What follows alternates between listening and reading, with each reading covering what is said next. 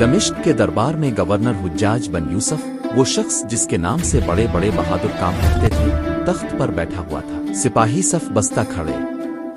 اسی دوران چند سپاہی حضرت حسن بصر کو دربار میں لاتے۔ حجاج کی نگاہ ان پر پڑتی ہے اور طنزیہ مسکراہٹ کے ساتھ پوچھا، اے حسن بصری، سنا ہے تم میرے مخالف ہو؟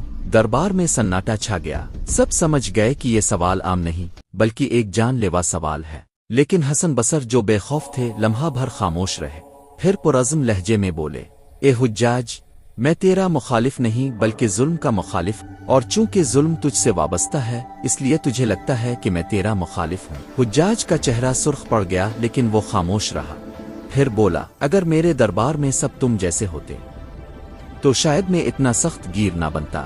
دربار میں ایک بار پھر گہرا سناٹا چھا گیا۔ حسن بصر نے سکون سے مڑ کر دربار چھوڑ دیا، مگر ان کے الفاظ آج بھی تاریخ کی کتابوں میں گونج رہے ہیں، میں تمہارا مخالف نہیں، ظلم کا مخالف ہوں۔